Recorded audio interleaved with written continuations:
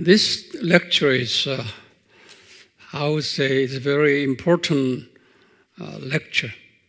Okay, based on this lecture, I will continue the next lecture and the next lecture. Very important. Now, in the Old Testament, angels often called the sons of God or the Son of God. But it's not a capital letter S. It's a small s. Okay?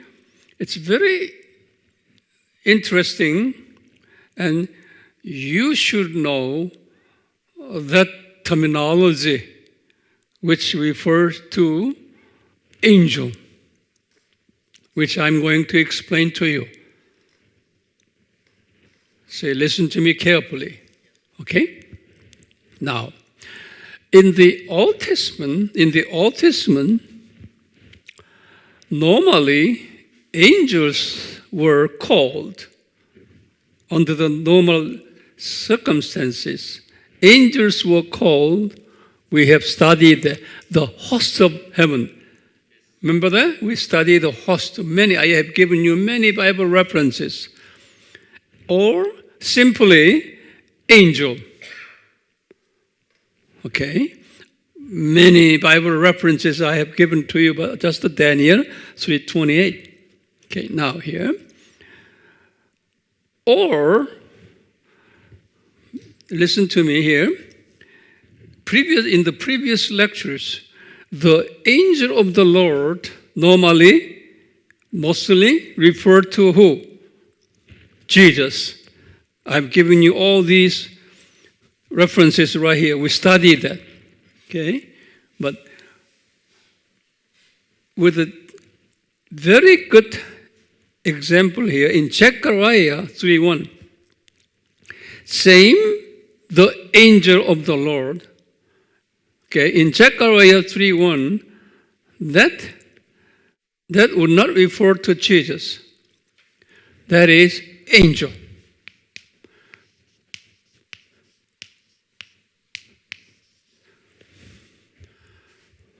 So when you read the Old Testament, okay, mostly the angel of the Lord refers to Jesus in way of researching and contrasting inside of the context. Okay, so you as a pastor always studied the context.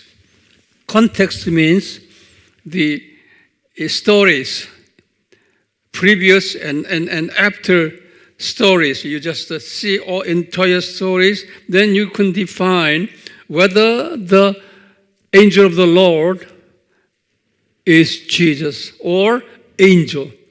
But in the Old Testament, most of the angel of the Lord refers to Jesus, Jehovah God. Okay, with an exception right here, Zechariah 3:1. Zechariah 3:1, the angel of the Lord, that refers to who? Angel. As I looked at it. Okay, so in the Old Testament, normally angels refers to all this. Host of human, host of the host or host of heaven, just simply angel. Simply angel is Daniel 3:28 said angel. Okay, often the angel of the Lord. But here in the New Testament, most stories in the New Testament just say angel. It's okay. New Testament is okay. Okay, we studied all, I have given you all Bible references on angels in the New Testament. Okay, now, the problem is right here in the Old Testament. In the Old Testament, along with these names of angels here, along with, okay, there is a very special name, okay, on angel. Angels are often called here the sons of God. It's not a capital letter, it's a small letter S. Okay. This is very much for you to understand. The sons of God. Where in the Bible, you say, Dr. Hwang, where is the Bible reference? Okay, I'll give you here in Job chapter 1, verse 6. Also Job chapter 2, verse 1. Okay, and also the Job 38, verse 7. And also Daniel 3:25 and 3:28. I will give you more detail later, okay, in the next lecture. But now here, you will see in Job, here, Daniel, you look at Daniel first. In Daniel chapter 3, verse 25, it said that there were 4 men, okay, in the furnace, fiery, burning furnace. 4 men, but clearly we know one man is Daniel and Shadrach and Abednego. And he said, verse 28 said that, and also the 4th man was the Son of God. 4th man, the Son of God. Now in verse 25 and 28 said, that Son of God is angel. And verse 28 said, the Son of God is angel. But angel was called the Son of God. Are you with me? And also here in Job chapter 1 verse 6 said,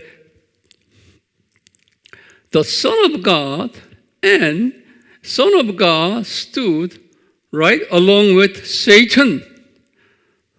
The Son of God. So in the Old Testament, the Son of God or sons of God in the Old Testament always citing angel or angels. It is very typical. New Testament Son of God is different. New Testament Son of God is referring to Christians, which I gave you here. Matthew 5, verse 9, verse 45, Romans 8:14. In the New Testament, the Son of God or sons of God with the small letter S. The capital letter S is who? Jesus, the Son of God. Okay, but small letter S always, okay, Christians in the New Testament. But in the Old Testament, it's different. In the Old Testament, small letter S of God, Son of God, always, okay, referring to who? Angels. Angels. Even here in Job chapter 2 verse 1, you say, the sons of God, the sons of God, the sons of God stood along with Satan's. Okay? That's the Old Testament scholars always interpret the sons of God in the Old Testament is who? Angels. Over here in the 38:7, Job. And he was talking to angels. When I created you, where were you? Like that.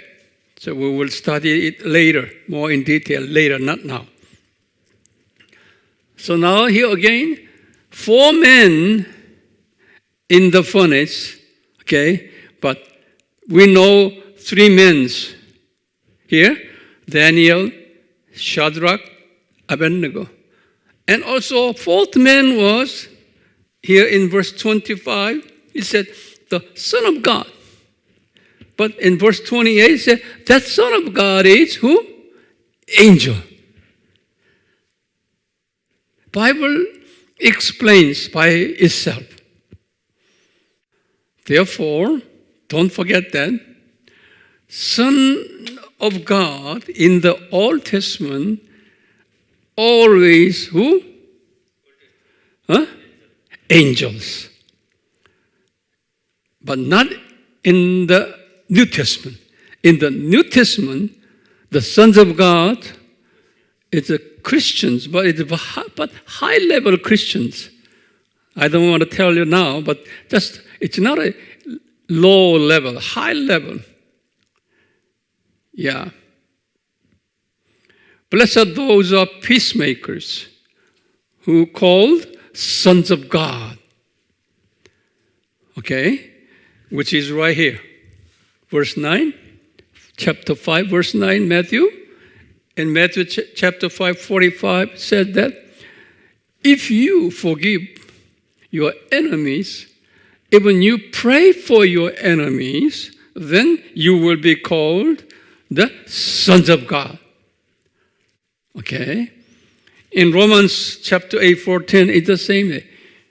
If you are spirit-filled, okay, governed by the Holy Spirit all the time in your daily life, then you will be called the sons of God.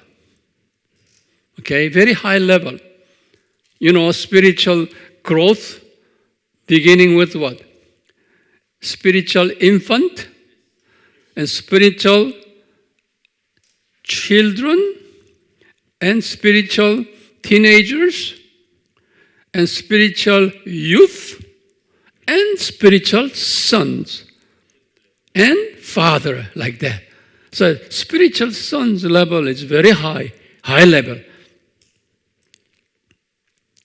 Let me say again, in the Old Testament, the sons of God always, he's talking about angels.